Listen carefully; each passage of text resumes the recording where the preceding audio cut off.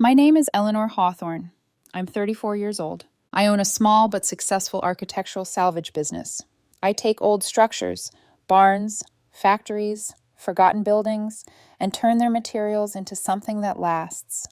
Beams into tables, doors into walls, rust into character. I believe in things that are built, not demanded.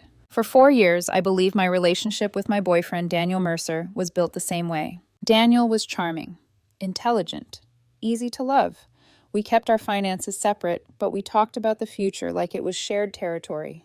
A house, travel, stability, respect. At least that's what I thought we were building. His family was always part of the package. His father, George Mercer, measured success in stock tickers and net worth.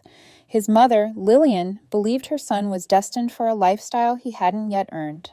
And his younger sister, Ava, 20 years old and untouched by consequence, floated through life as if the world were obligated to fund her comfort. They were polite to me, warm, even. But there was always something else beneath it, a quiet assessment, a mental calculator clicking behind their eyes, as if they weren't asking who I was, but what I was worth. There's something else you need to know about me. My life doesn't revolve around romance. I have an older brother, Michael. A year ago, his wife, my sister-in-law, died after a brutal illness that drained not only her body, but everything they had.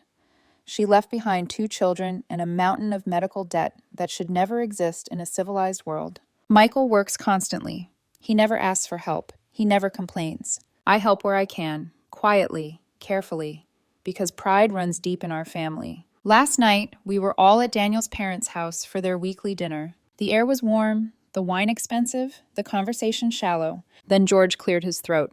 "Eleanor," he said smoothly, "as you know, Ava has been accepted to a very prestigious private university." I congratulated her. She barely looked up from her phone. Then Daniel turned to me. He placed his hand on mine. His smile was perfect, soft, practiced.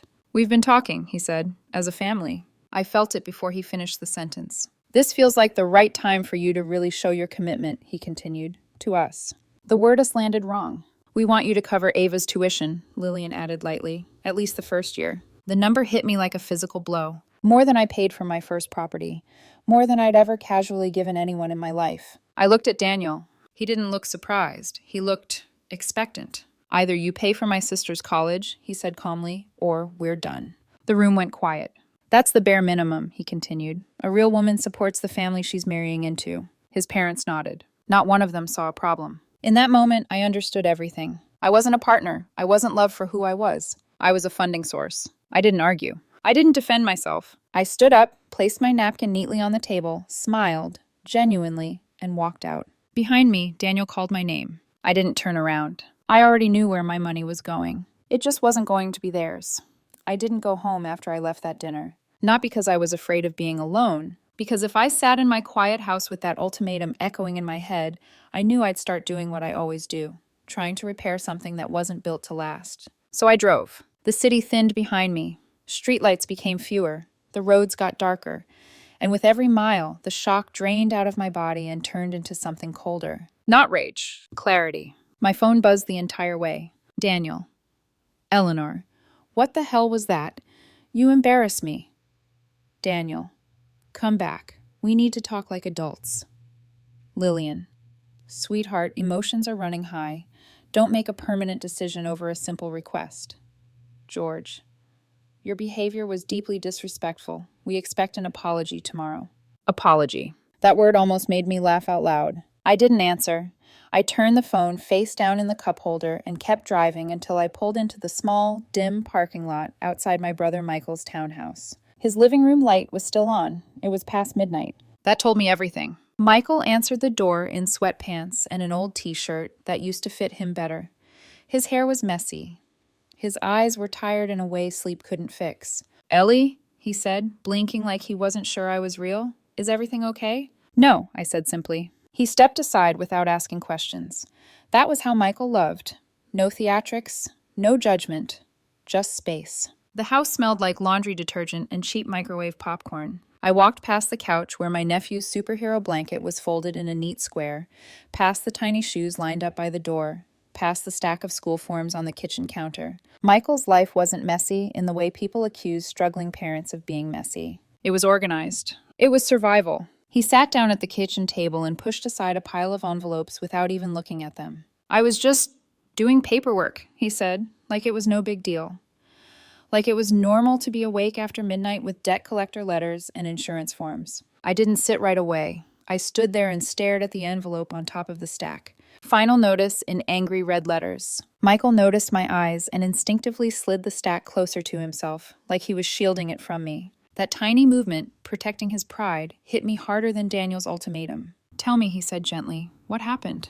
So I did. I told him about the dinner, the smiles, the family talk, the way Daniel said either you pay or we're done with the calm confidence of someone who thought the money already belonged to him. Michael's expression didn't change much while I talked. But when I repeated Daniel's line, a real woman supports the family she's marrying into, Michael's jaw tightened.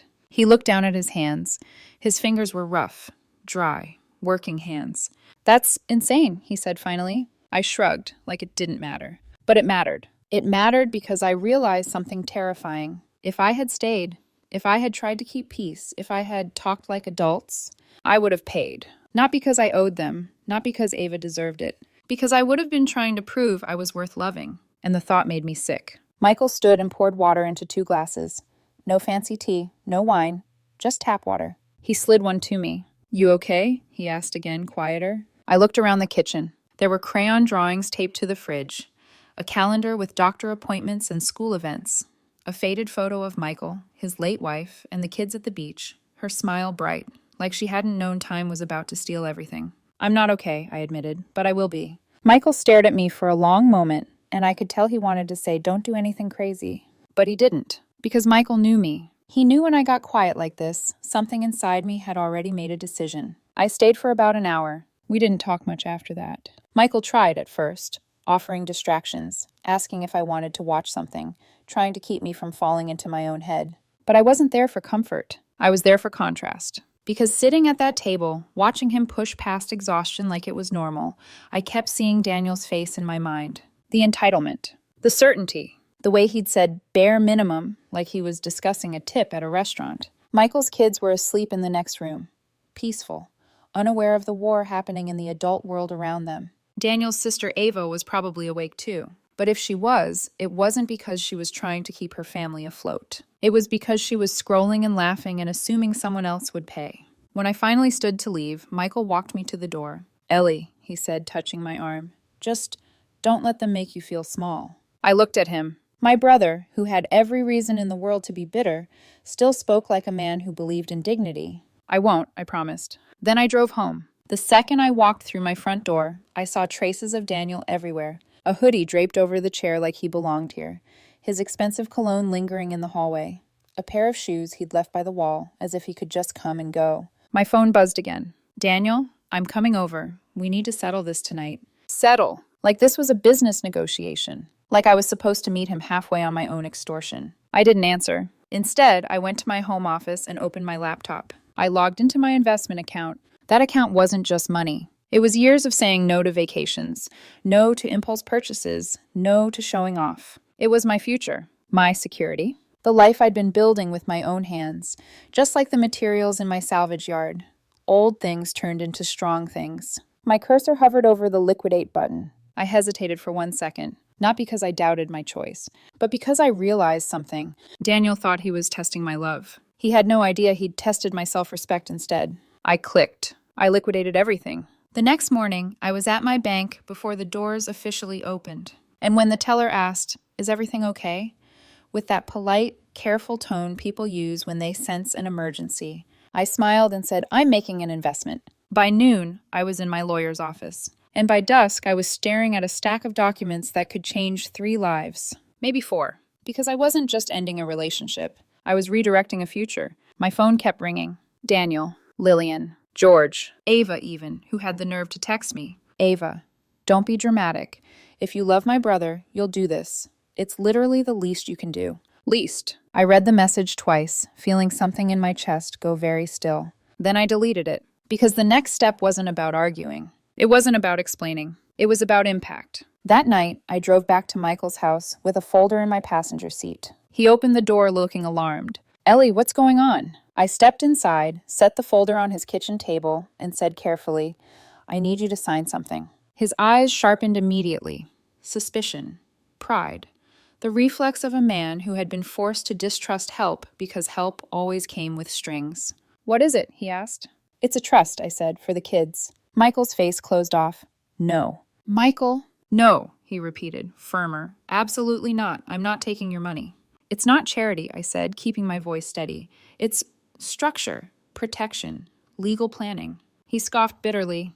"That's just a fancy way to say charity." I leaned forward, lowering my voice the way I used to when we were kids, and I needed him to listen. "Your kids lost their mother," I said softly. "They already paid a price they didn't deserve. I'm not letting them pay interest on top of it." Michael's eyes flickered. Pain, anger, pride fighting gratitude like it always did. "I can manage," he whispered. I nodded. "You are managing. You've been managing. You've been doing the impossible every day." Then I slid the papers toward him. "But managing isn't living, and you deserve to live." His hands trembled slightly as he picked up the pen. He stared at the signature line. "I don't want to owe you," he said. I swallowed hard. "You don't," I replied. "You're my brother. This isn't debt."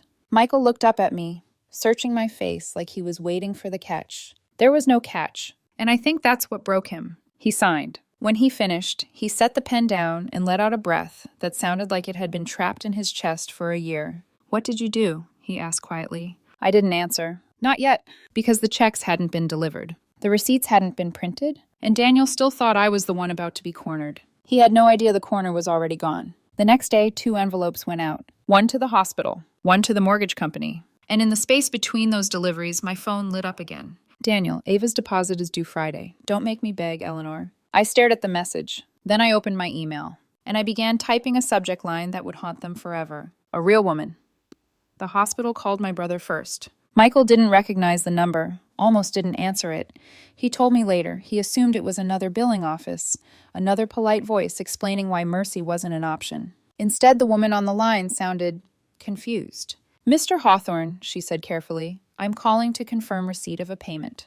"What payment?" he asked. "The full balance," she replied. "Your wife's remaining medical debt. It's been paid in full." Silence. Michael thought there had been a mistake, a clerical error, a cruel joke. When he asked for clarification, the woman repeated it, slower this time, as if saying it gently might help it land. "There is no remaining balance, sir." Michael sat down on the kitchen floor. That same afternoon, the bank called. Same tone, same confusion. "The mortgage on your home has been satisfied. Congratulations." By the time Michael called me, his voice was unrecognizable. It wasn't loud, it wasn't dramatic. It was hollow, like something heavy had finally been lifted, and he didn't yet know how to stand without it. "Ellie," he said, "what did you do?" I was in my office, staring at the trust documents like they were blueprints to a building I'd finally finished constructing. "I made an investment," I told him, "in the only future that mattered." He tried to protest, to apologize, to promise repayment. I stopped him. "You don't get to turn this into a debt," I said firmly. "This isn't charity. This is family." He broke then. Not sobbing, not theatrically, just quiet, broken breaths slipping through the phone while his kids played in the next room, unaware that their world had just changed. For the first time in a year, Michael laughed, really laughed. It startled both of us. After we hung up, I sat back in my chair and closed my eyes. I felt lighter, not because I'd spent money, but because I'd spent it right. That was the exact moment I decided it was time to respond to Daniel. My inbox was a graveyard of entitlement by then. "Daniel, you're being irrational." "Daniel, my parents think you're spiraling." "Lillian, Ava's future is hanging in the balance." "George, you're making a very expensive mistake." Ava had even sent another message. "Ava, you know my brother deserves better than this." I didn't reply to any of them directly. Instead, I opened a new email. I added 5 recipients: Daniel, George, Lillian, Ava, and myself. The subject line stared back at me. A real woman. I kept the body simple. No emotion, no explanations. Just truth. "You're right. A real woman provides for her family. She protects the vulnerable. She invests in the future. She doesn't fund entitlement. That is why the savings you demanded for Ava's education have been used to pay off the medical debt and mortgage of my widowed brother and his 2 children. I consider this the bare minimum. Our relationship is over. A courier will deliver Daniel's belongings tomorrow." I attached 2 documents. The paid in full notice from the hospital. The paid in full notice from the mortgage lender. I read the email once. Then I hit send. I blocked every number before the responses could come. The silence afterward was immediate. and delicious. That night, I packed Daniel's things. He hadn't officially moved in, but like most people who feel entitled, he'd spread himself everywhere. Clothes, shoes, personal items that assumed permanence without commitment. I boxed everything neatly, labeled it, left it by the door for the courier. As I worked, I realized something that surprised me. I didn't feel sad. I didn't feel angry. I felt clean. Like I'd finally scrubbed something toxic out of my life that I hadn't even known was poisoning me. The next morning, the explosion started. I didn't hear it directly, but I heard about it. Daniel screamed. He accused me of betrayal, of theft, of humiliation. George apparently threatened to sue me for emotional distress, claiming there was a verbal understanding. His lawyer shut that down fast. Lillian cried to mutual friends about how I'd stolen Ava's future. Ava posted vague quotes online about selfish women who destroy families. I didn't see any of it because I was busy doing something radical. I was living my life without explaining myself. By the end of the week, the story had started circulating. Not the version they wanted, the real one. A woman who walked away from extortion. A sister who saved her brother. A family that tried to take and lost everything instead. I stayed silent. And that silence did more damage than any argument ever could.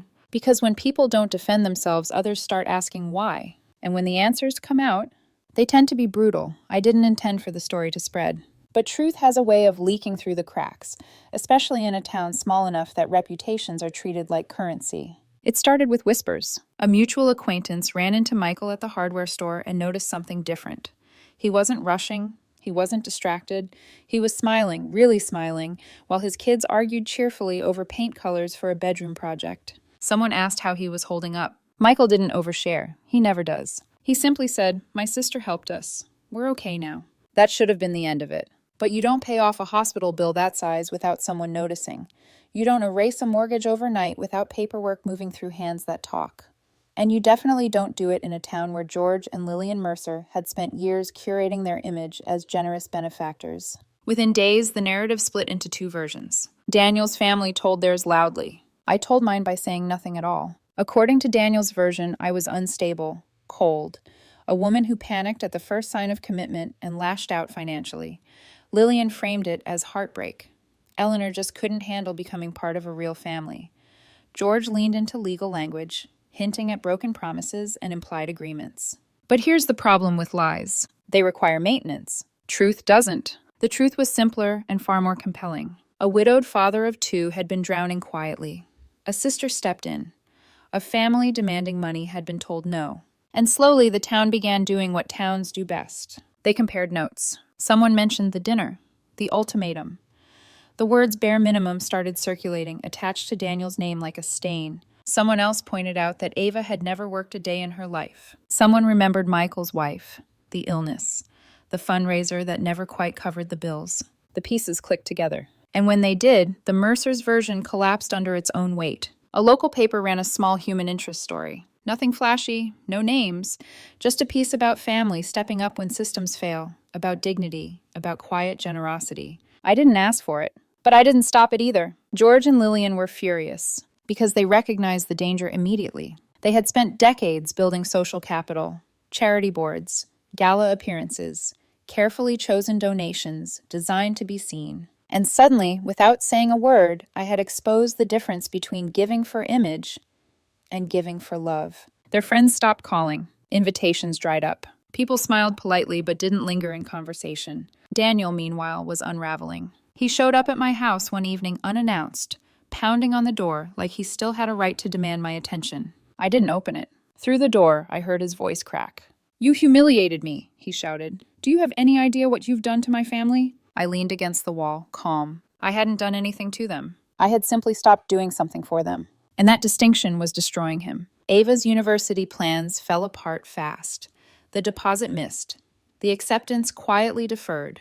She enrolled at the local community college instead, furious and embarrassed, blaming everyone but herself. Daniel lost friends, not because they sided with me, but because they suddenly saw him clearly. Entitlement is easy to overlook when it benefits you. Much harder when it costs you status. I ran into Lillian once at a coffee shop. She looked smaller, tighter, like a woman holding herself together through sheer will. She saw me, hesitated, almost spoke. Then she turned away. That was the moment I knew something irreversible had happened. Their power, the subtle pressure they applied to everyone around them, was gone. They had overplayed their hand, and now they were paying the price. 2 weeks after I sent the email, I received one from Daniel. It wasn't angry. That alone told me everything. He wrote about therapy, about reflection, about not realizing how his family had influenced him. He asked if we could talk, not to get back together, just closure. I stared at the email for a long time. Then I closed it. Some structures aren't meant to be repaired.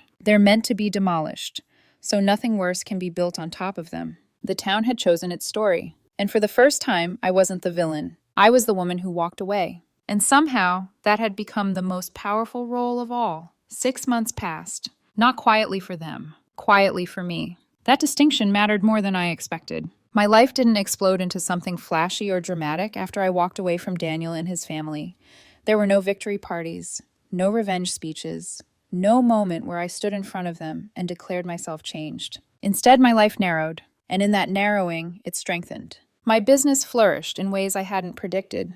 Not because of luck, but because I was focused. I wasn't bleeding emotional energy into a relationship that treated my stability like an open tab. I poured that energy into work, into craft, into building things that made sense. On weekends, I helped Michael with projects around his house, the house that was finally truly his. We painted the kids' bedrooms together, built shelves, fixed a leaky back step that Michael had been meaning to get to for years, but never had the time or money to prioritize. The kids laughed more. Michael slept more. The tension in that house, the kind you don't notice until it's gone, had evaporated. That was the real return on investment. I saw Daniel once during that time. It was at the grocery store, of all places. I was comparing olive oils when I felt it, that instinctive awareness of someone familiar nearby. I turned and shouted him a few checkout lanes over. He looked diminished. Not ruined, not dramatic. Just smaller. The certainty was gone. The effortless confidence he used to wear like armor had cracked. Our eyes met. For half a second, he looked like he wanted to cross the space between us. I felt nothing. No anger, no pity, no curiosity. Just distance. He looked away first. That was when I knew I was free. The Mercers' fall from grace wasn't loud. It was worse than that. It was permanent. George and Lillian stopped hosting. Their names quietly disappeared from boards and committees. Invitations stopped coming, not out of outrage, but out of discomfort. People don't like being reminded they misjudged someone's character for years. Daniel moved out of his parents' house, then back in again. Ava struggled at community college, not because she wasn't capable, but because no one had ever required her to be responsible. Consequences are cruel teachers when they arrive late. Then, one afternoon, I received an email. Not from Daniel. From an address I didn't recognize. It was Ava. Her message was short, awkward, clearly edited and re-edited before being sent. She wrote that she'd been in counseling, that she finally understood how wrong the dinner had been, how wrong the expectation was. She didn't ask for money. She didn't ask for help. She asked for a conversation. I sat with that email longer than I expected. Then I deleted it, because growth is not a bargaining chip, and accountability doesn't require my participation. The final, strangest twist came a month later. Michael called me confused. A local scholarship foundation, one that supports children who've lost a parent, had contacted him. They'd received a large anonymous donation made in his late wife's name, enough to fund a full scholarship every year for the next decade. Michael thought it was me. It wasn't. I didn't have to ask who it was. George and Lillian had done it. A desperate, transparent attempt to buy back what they'd lost. Their reputation. Their standing. Their reflection in the mirror. I didn't feel anger when I realized it. I felt something quieter. Completion. They had tried to take my money to fund entitlement. And in the end, they were forced to give, publicly, visibly, permanently, to a cause that actually mattered. Not out of generosity. Out of necessity. My revenge was never about destroying them. It was about refusing to be used. About setting a standard so high they couldn't climb back up to it. They demanded the bare minimum. I raised the bar, and they've been trying and failing to reach it ever since. My future is peaceful now, built on respect, built on boundaries, built on love that doesn't come with invoices. That is what a real woman does. She doesn't fund entitlement. She builds something better,